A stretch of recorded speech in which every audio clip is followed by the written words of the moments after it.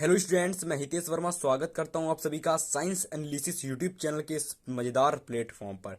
देखिएगा बच्चों, आज की इस वीडियो में हम आपको लेकर आ चुके हैं 10th केमिस्ट्री, यानी कि क्लास 10th की जो केमिस्ट्री है उसमें बहुत सारी रिएक्शंस पूछी जाती हैं। यानी कि आपके बोर्ड एग्जाम में बहुत सारी रिएक्शंस आपके पेपर पैटर्न में पूछी जाती हैं। जैसा कि आप सभी ने अगर प्रीवियस ईयर पेपर उठाकर देखा होगा, ठीक है, तो अगर आपने रिएक्शंस नहीं पढ़ी हैं तो इस वीडियो को देखने के बाद आप लोग रिएक्शंस समझने वाले हो। तो इस वीडियो को शुरू से लेकर एंड तक जरूर से देखना। और स्टूडेंट्स, मैं बता दूं कि आज से आपकी रिएक्शन की जो सीरीज है वो शुरू हो चुकी है।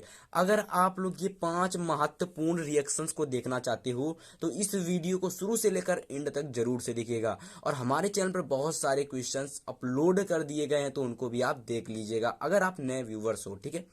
और अगर आप 2022 में बोर्ड एग्जाम देने वाले हो तो 99% ये आपकी आएंगी, कोई गारंटी नहीं है, लेकिन 99%, जैसा कि आप सभी जानते हो कि ये ऐसी रिएक्शंस मैं जो आपको बता रहा हूँ, ठीक है। और अगर आप लोग फुल रिएक्शन करना चाहते हो तो गारंटी के साथ कह सकता हूँ मैं आपको कि अगर आपने 25 यानी कि 25+ रिएक्शंस अगर आपने इजीली तैयार कर ली, ठीक है, तो मैं गारंटी के साथ कह सकता हूं कि आपको बोर्ड एग्जाम में केमिस्ट्री में 25 नंबर लाने से कोई भी नहीं रोक सकता। देखिएगा स्टूडेंट्स, आपके बोर्ड एग्जाम में रिएक्शन जो पूछी जाती हैं, यानी कि आपके बोर्ड एग्जाम में जो रिएक्शंस आती हैं, अगर हम बात करें रिएक्शंस की, ठीक है, तो वो आपके बोर्ड एग्जाम में लगभग 10+ मार्क्स की आती हैं। केमिस्ट्री का आपका पेपर 25 मार्क्स का होता है, ठीक है। इसमें कि आपकी रिएक्शंस यानी कि 8+, कभी कभी तो 15+ नंबर की क्वेश्चन इस सीरीज पूछ ली जाती है, यानी कि रिएक्शंस पूछ ली जाती हैं। सीरीज चली जाती है पूरी रिएक्शंस की, समझ रहे हो ना। तो आपको अगर आपको बोर्ड एग्जाम में अच्छे मार्क्स लाने हैं केमिस्ट्री में और केमिस्ट्री को आगे तक अच्छा पढ़ना है तो आपको रिएक्शन अच्छे से तैयार करनी होगी स्टूडेंट्स, ठीक है। तो चलिएगा, हम आपको इस वीडियो में बताएंगे 5 महत्वपूर्ण रिएक्शन। और अगर आप लोगों ने अभी तक हमारे चैनल को सब्सक्राइब नहीं किया तो चैनल को सब्सक्राइब कर दो। इसके दो बेनिफिट हैं, क्योंकि हम आपको daily daily basically important questions करा रहे हैं, ठीक है। और साथ ही साथ अब आपकी महत्वपूर्ण रिएक्शंस की केमिस्ट्री की सीरीज शुरू हो गई है। जल्द ही हम आपके फिजिक्स की जो डेरिवेशन है, इंपॉर्टेंट न्यूमेरिकल्स हैं, उन सभी की सीरीज शुरू कर दे रहे हैं। तो आपकी क्लास 10th की तैयारी बहुत ही धमाकेदार होने वाली है स्टूडेंट्स, इसलिए चैनल को जल्दी से सब्सक्राइब कर लीजिएगा। चलिए, हम आपको बताएंगे 5 महत्वपूर्ण रिएक्शंस, ठीक है, जिसको देखने के बाद आपका दिमाग कमाल होने वाला है, ठीक है। चलिएगा, हम देखते हैं पहली मोस्ट इंपॉर्टेंट रिएक्शन। चलिए स्टूडेंट्स, पहली हमारी रिएक्शन दिख रही है आपकी, ठीक है। ये रिएक्शन हमारी दे रखी, बड़ी ही मोस्ट इंपॉर्टेंट रिएक्शन है। और अगर हम रिएक्शन की बात करें तो ये बहुत बार पूछी गई, लाइक आपके 2022 बोर्ड एग्जाम में, 19 बोर्ड एग्जाम में और 18, 17, मैंने कि हर साल मैं झूठ नहीं बोल रहा हूँ, आप लोग खुद एनसॉल्व पेपर उतार के देख सकते हो, उठा के देख सकते हो, वो हर साल पूछी गई है, हर साल पूछी जाती है। ये जो रिएक्शन है आपकी वेरी वेरी इंपॉर्टेंट रिएक्शन है, ठीक है, हर साल पूछी जाती है। रिएक्शन क्या है? देखो, रिएक्शन को करने का दो तरीका होता है, ठीक है। अगर आपको रिएक्शन अच्छे से करनी है और अगर आप लोग क्लास 10th में रिएक्शन अच्छे से पढ़ना चाहते हो, आपके दो तरीके हैं। रिएक्शन अगर आप अच्छा तरीके से करना चाहते हो केमिस्ट्री की, इसके दो तरीके हैं। दो तरीके मैं आपको बताऊंगा और दोनों ही बहुत ही कमाल के तरीके हैं। पहला तरीका है, इजी तरीका है, अगर आप रिएक्शन अच्छे से करना चाहते हो तो 25 रिएक्शन अगर आपको याद करनी है, अच्छे से तैयार करनी है, तो पहला तरीका आप लोग याद करो रिएक्शन को। अब याद कैसे करनी है, जब मैं ये रिएक्शन आपको बताऊंगा ना, जब मैं आपको 5 रिएक्शंस बता दूंगा आज की इस वीडियो में, तो आपको समझ में आ जाएगा रिएक्शन कैसे याद करनी है। दूसरा तरीका है, अगर आप लोग रिएक्शन तैयार करने के लिए अगर आप लोग इसको समझो, और समझना कैसे, जब तक अगर आप लोग सभी परमाणु क्रमांक को, यानी कि जितने परमाणु क्रमांक आपके हैं लगभग 30 तो आपको याद होने चाहिए, उन 30 सभी परमाणु क्रमांक को याद करो और साथ ही साथ जो बैलेंसिंग है उसको तैयार करो। यानी कि लाइक आपको जैसे NaCl है, ठीक है, तो NaCl पर Na पर कितना चार्ज होता है, माइनस का, ठीक है, और सॉरी प्लस का, और Cl पर माइनस का चार्ज होता है। तो ये यानी कि ये एक कार्बन देती है और ये कार्बन देती है, सॉरी ये कार्बन लेती है। तो ये जो जब आपस में एक देगी और एक लेगी तो क्या मिलकर बनेगा, NaCl। यहां पर आपको ये समझना होगा पूरा कॉन्सेप्ट, ठीक है। लेकिन अगर आप लोग याद करोगे तो आपको ज्यादा बेनिफिशियल रहेगा, क्योंकि केमिस्ट्री में एक रिएक्शन, अलग अलग पैटर्न की हर एक रिएक्शन है, ठीक है। अगर मान लीजिए आप एक रिएक्शन को समझ लेते हैं तो जरूरी नहीं कि उसी प्रकार की सभी रिएक्शन हो, सभी रिएक्शन अलग अलग प्रकार की हैं।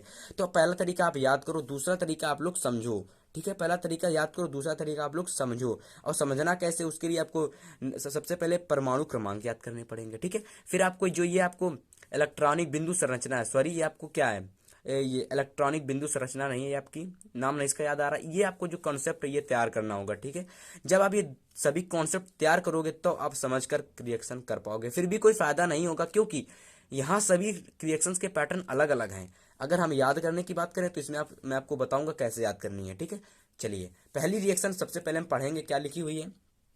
पहली रिएक्शन देखिए लिखी हुई है, क्या होता है जब एथेनॉल, यानी कि क्या होता है जब एथेनॉल को क्षारीय पोटेशियम पर मैग्नेट, जो कि क्षारीय पोटेशियम पर मैग्नेट हमारा KMnO4 है, इसकी उपस्थिति में, यानी कि क्या होता है जब हम लोग एथेनॉल को क्षारीय पोटेशियम पर मैग्नेट की उपस्थिति में गर्म करते हैं। बच्चों यहाँ से पूछा गया है जो हमारा एथेनॉल होता है, ठीक है, एथेनॉल को हम जब हम लोग KMnO4 की उपस्थिति में इसको हम गर्म करते हैं तो क्या बनता है, ये हमसे रिएक्शन पूछी गई है स्टूडेंट्स। ठीक है, तो चलिए इसको हमको करने का आपको मैं सबसे लाजवाब तरीका बताऊंगा। ठीक है, चलिए स्टूडेंट्स इसका तरीका करने का क्या होगा, सबसे पहले देखिए समझिएगा, यानी कि हमारा एथेनॉल जो होता है, एथेनॉल का सूत्र क्या होता है। ठीक है, आपको एथेनॉल के बारे में पूरा पता होना चाहिए, जो हमारा एथेनॉल है, ठीक है, इसके बारे में आपको पूरी जानकारी होनी चाहिए कि एथेनॉल आखिर होता क्या है। ठीक है, तो एथेनॉल जो होता है, अगर आप देखिए, अगर आप लोग चैप्टर नंबर 5 अच्छे से पढ़कर आए होंगे तो आपको एथेनॉल के बारे में अच्छे से पता होगा। एथेनॉल अगर हम बात करें तो इसमें एथेनॉल है, तो यानी कि एथ है, तो इसमें हम जहाँ कह सकते हैं कि इसमें 2 कार्बन जुड़े हुए हैं। ठीक है, तो यहाँ से हमने क्या किया, 2 कार्बन जोड़ दिए। ठीक है, और अगर हम बात करें एथेनॉल, तो एथेनॉल में लास्ट में ऑल आ रहा है। ठीक है, ऑल, तो हम कह सकते हैं जो हमारा लास्ट वाला कार्बन है, यानी कि जो हमारा लास्ट वाला कार्बन है, इसमें क्या जुड़ा हुआ होगा, आपका OH जुड़ा हुआ है, वो भी सिंगल बॉन्ड से जुड़ा हुआ होता है, क्योंकि OH पर की जो बैलेंसिंग होती है वो -1 होती है। ठीक है, तो यहाँ पर OH जुड़ा हुआ है। ठीक है, और ये कार्बन और कार्बन के बीच सिंगल बॉन्डिंग होती है। ठीक है, और अगर हम इसकी स्ट्रक्चर की बात करें तो जब ये हमारा एक OH जुड़ चुका है तो कह सकते हैं यहाँ पर एक H होगा और यहाँ पर एक H होगा, यहाँ पर एक H होगा, यहाँ पर एक H होगा और यहाँ पर एक H होगा। तो ये कुछ इस प्रकार की इसकी आपकी स्ट्रक्चर बन जाएगी। ठीक है, और इसकी अगर मेन स्ट्रक्चर की बात करें, इसके सूत्र की बात करें तो वह होता है आपका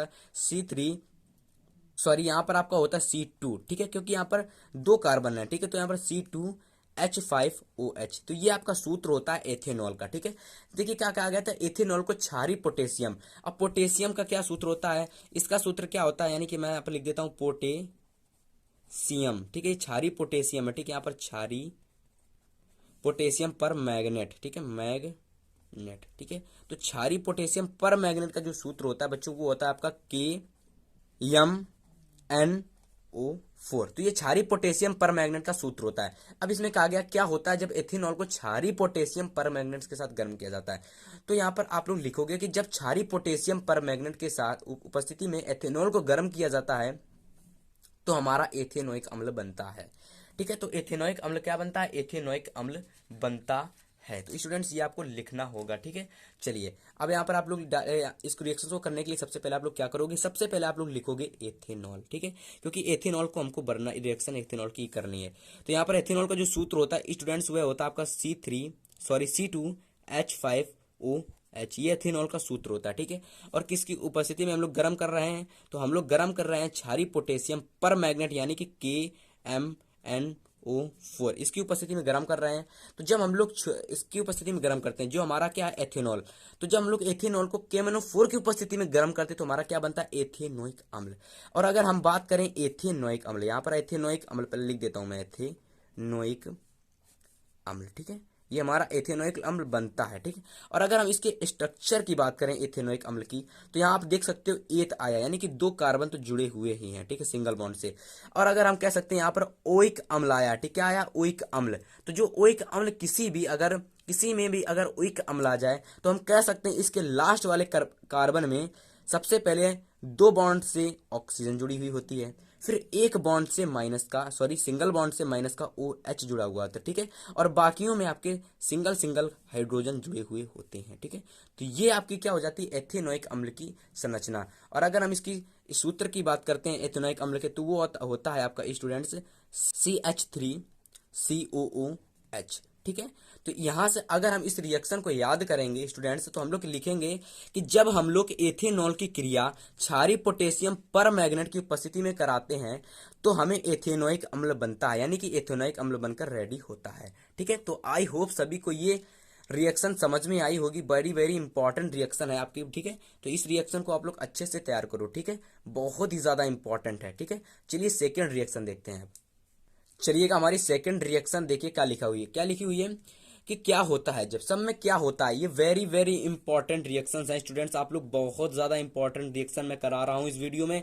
तो ये सीरीज आपकी शुरू हो गई है, और अगर आप इस सीरीज को पूरा देखते हो शुरू से लेकर एंड तक, यानी कि जब तक मैं ये सीरीज करवाऊंगा मोस्ट इंपॉर्टेंट रिएक्शंस की, मैं गारंटी के साथ कह सकता हूं स्टूडेंट्स आपको केमिस्ट्री आने लगेगी, ठीक है। आपको बस इन रिएक्शन को अच्छे से पढ़ना है, ठीक है। पहली रिएक्शन है क्या होता है जब एथेनोइक अम्ल के साथ में NaOH की अभिक्रिया कराते हैं। NaOH की, ये NaOH क्या होता है, सबसे पहले NaOH जान लो, यानी कि जो हमारा NaOH है ये क्या है, ठीक है। तो सबसे पहले आप लोग NaOH ये जान लो ये क्या है, ठीक है। तो जो हमारा NaOH है ये हमारा है सोडियम हाइड्रोक्साइड। क्या होता है, सोडियम हाइड्रोक्साइड।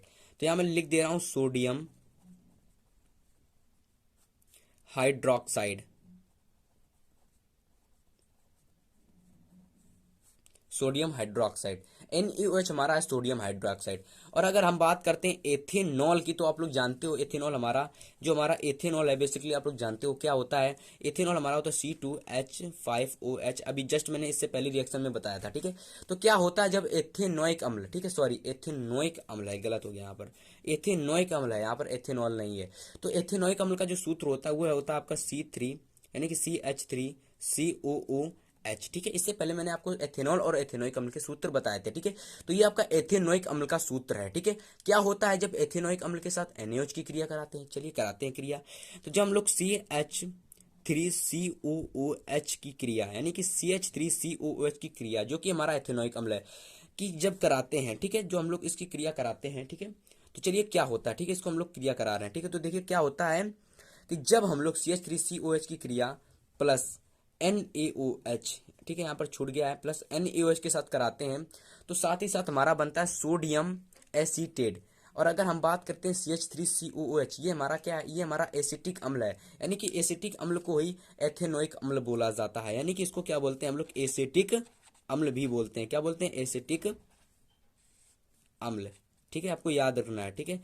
तो इस रिएक्शन को कैसे याद करोगे अभी बताता हूं, ठीक है। तो जब कैसे लिखेंगे, एसिटिक अम्ल की क्रिया सोडियम हाइड्रोक्साइड से कराने पर सोडियम एसीटेट बनता है। और सोडियम एसीटेट कैसे बनेगा, देखिए ये जो हमारा OH होता है, ठीक है, समझना, ये जो हमारा माइनस का OH है, ठीक है, ये हमारा जो माइनस का OH है ये हट जाएगा, ठीक है, ये हमारा हट जाएगा, तो सोडियम एसीटेट बन जाएगा, ठीक। क्या बनेगा, CH3COO, ठीक है, CH3COO Na प्लस में H2O, ठीक है। ये हमारी रिएक्शन कंप्लीट हो गई।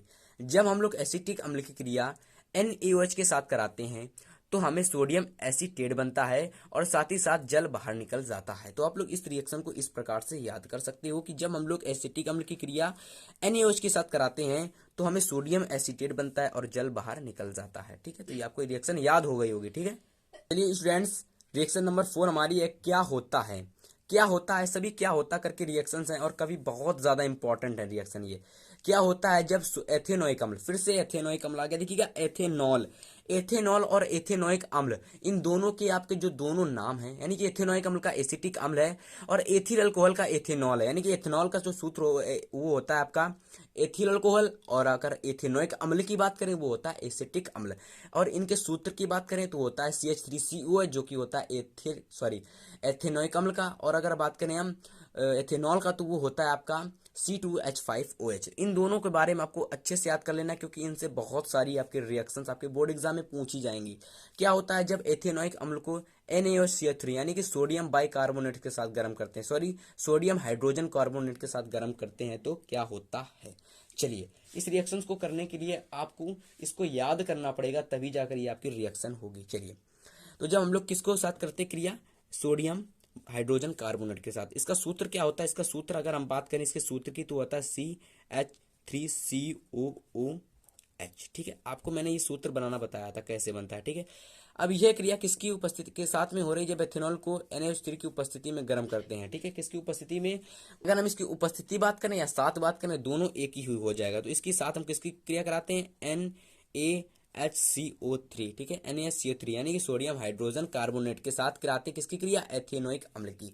तो देखिए सबसे पहले हमारा बनता है सोडियम एसीटेट। अब ये एसीटेट कहाँ से आया? एसीटेट आया आपका एथेनोइक अम्ल, जो इसका दूसरा नाम है एसीटिक अम्ल, तभी तो आया एसीटेट। ठीक है, तो सोडियम एसीटेट बनेगा, जो कि हमारा होता है CH3COONA।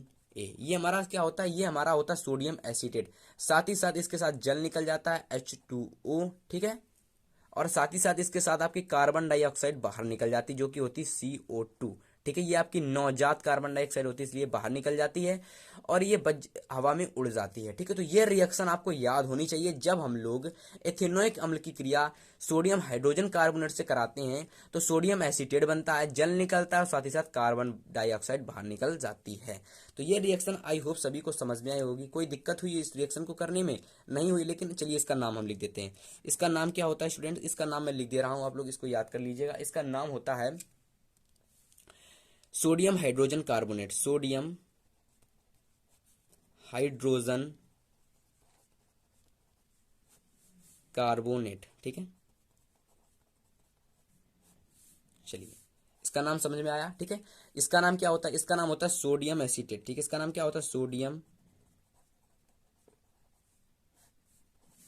एसीटेट। ठीक है, तो इन दोनों के मैंने नाम मेंशन कर दिए हैं। ठीक है, इसका नाम क्या होता है? इसका जल होता है, ये कार्बन डाइऑक्साइड। इसका तो आपको पता ही है, ये आपका क्या है? ये आपका एथेनोइक अम्ल है या फिर एसीटिक अम्ल कह सकते हो, एसीटिक अम्ल। ठीक है, तो ये सबके मैंने नाम मेंशन कर दिए हैं। अब आपको कोई दिक्कत नहीं होगी ये रिएक्शन करने में, मैं आपसे ये उम्मीद करूंगा। ठीक है, तो क्वेश्चन नंबर 4 यानी रिएक्शन नंबर 4 भी हमारी कंप्लीट हो गई और ये वेरी वेरी इंपॉर्टेंट रिएक्शन है। चलिए रिएक्शन नंबर 5 देखते हैं अब। चलिए रिएक्शन नंबर 5 भी बड़ी लाजवाब और बड़ी मोस्ट इंपॉर्टेंट रिएक्शन है। इसमें भी आपका एथेनोइक अम्ल आ गया, यानी कि इसमें एथेनोइक अम्ल आया। इसका मतलब एथेनोइक अम्ल बहुत ज्यादा इंपॉर्टेंट है। और ये जो आपका चैप्टर चल रहा है, कौन सा चैप्टर आपका? कार्बन एवं उसके यौगिक। तो आप लोग एथेनोइक अम्ल का जो डेरिवेशन है उसको पढ़ो और एथिल अल्कोहल का जो डेरिवेशन है वो पढ़ो। तो ये सभी रिएक्शन जो मैंने बताई है उसी की रिएक्शन है। ठीक है, तो आपको अगर अच्छे से पढ़कर आए होगे या कोचिंग या स्कूल में, तो आपको ये रिएक्शन समझने में कोई भी दिक्कत नहीं हो रही होगी। चलिए रिएक्शन करते हैं, अच्छे से समझते हैं। रिएक्शन क्या है? जब एथेनोइक अम्ल, एथेनोइक अम्ल पहले लिख लो, क्या होता है? CH3COOH। ठीक है, ये हमारा क्या है? ये हमारा एथेनोइक अम्ल है। अब इसकी क्रिया हम लोग किसके कराते हैं? Na2CO3 की उपस्थिति में। तो लिख देता हूं Na2CO3 इसके ऊपर साथ कराते हैं और बनता क्या? चलिए देखते हैं। जब हम लोग एथेनोइक अम्ल की क्रिया किसके साथ कराते हैं स्टूडेंट्स? जब हम लोग एथेनोइक अम्ल की क्रिया NO2CO3 के साथ कराते हैं तो देखिए क्या क्या बनता है। चलिए देखते हैं स्टूडेंट्स, ये रिएक्शन कैसे होगी। बहुत ही इजी है, बहुत ही इजी। अगर आप लोग इससे पहले की रिएक्शन समझे होगे अच्छे से तो ये रिएक्शन भी करने में समझ आएगी। सेम वही रिएक्शन है। जब हम लोग एथेनोइक अम्ल की क्रिया सोडियम कार्बोनेट, इसका सूत्र क्या होता है? इसका जो सूत्र होता है वो होता है सोडियम कार्बोनेट। ठीक है, इसका सूत्र क्या होता है? Sodium carbonate. ठीक है, उसका सूत्र क्या था? उसका सूत्र था सोडियम हाइड्रोजन कार्बोनेट, इसका सूत्र है सोडियम कार्बोनेट। जब हम लोग एथेनोइक अम्ल की क्रिया सोडियम कार्बोनेट से कराते हैं तो वही सोडियम एसीटेट, जल और कार्बन डाइऑक्साइड बाहर निकल जाती है। लेकिन यहाँ पर अभी मैं आपको बताऊंगा क्या इसमें अलग है उससे। ठीक है, चलिए जब हम लोग क्या बनाते हैं, एथेनोइक अम्ल की क्रिया इससे कराते हैं तो हमका बनता क्या है? CH3COONA बन जाता है और साथ ही साथ आपका जल बाहर निकल जाता है, H2O है। ठीक है, और साथ ही साथ जो हमारी CO2 है, ठीक है, CO2 वो भी बाहर निकल जाती है। ठीक है, लेकिन यहाँ पर गड़बड़ क्या है? यहाँ पर अगर आप बैलेंसिंग चेक करें, बैलेंसिंग, तो आपको मिस्टेक मिलेगी। मिस्टेक यह मिलेगी अगर हम बैलेंसिंग चेक करें, हम यहाँ बैलेंसिंग चेक करें तो देखिएगा वहां पर क्या था? वहां पर एक हाइड्रोजन यहाँ लगा हुआ था ना। यहाँ क्या था? वहां पर एक हाइड्रोजन लगा हुआ था, लेकिन यहाँ हाइड्रोजन नहीं है। तो यहाँ पर एक हाइड्रोजन कम है, यानी कि बैलेंस नहीं है समीकरण। इसलिए इस समीकरण को बैलेंस करने के लिए यहाँ पर हम 2 लगा देते हैं और यहाँ पर 2 लगा देते हैं। बस हमारी रिएक्शन हो जाती है कंप्लीट और ये हमारा जो आंसर है यानी कि रिएक्शन है पूरी तरीके से इजिली कंप्लीट हो गई। तो ये रिएक्शन अगर आपको समझ में आई है तो प्लीज कमेंट करिएगा हाँ हमको समझ में आई, और अच्छे से तैयार करिएगा। ऐसे याद करेंगे जैसे कि लिखेंगे जब हम लोग एथेनोइक अम्ल की क्रिया सोडियम कार्बोनेट यानी Na2CO3 के साथ कराते हैं तो सोडियम एसीटेट बनता है, जल बनता है और कार्बन डाइऑक्साइड बाहर निकल जाती है। ठीक है, और अगर आपको ये 2 अगर नहीं याद होता तो ऐसे याद करो। यहाँ पर क्या था? एक H कम था। ठीक है, यहाँ पर एक H कम था, वहां पर देखा जाए तो एक H था, तो यहाँ पर एक H कम है, तो यहाँ पर हम एक H कम है इसलिए यहाँ पर 2 लगा दिया और यहाँ पर हमने 2 लगा दिया और ये रिएक्शन बैलेंस हो गई। ठीक है, तो इस प्रकार से हमारी ये 5 मोस्ट इंपॉर्टेंट जो रिएक्शंस थी समझ में आई होंगी सभी को। इसलिए अगर आपको ये वीडियो पसंद आए, वीडियो को लाइक करना, चैनल को सब्सक्राइब करना। मिलेंगे और इंपॉर्टेंट रिएक्शन के साथ, तब तक के लिए गुड बाय, गुड लक।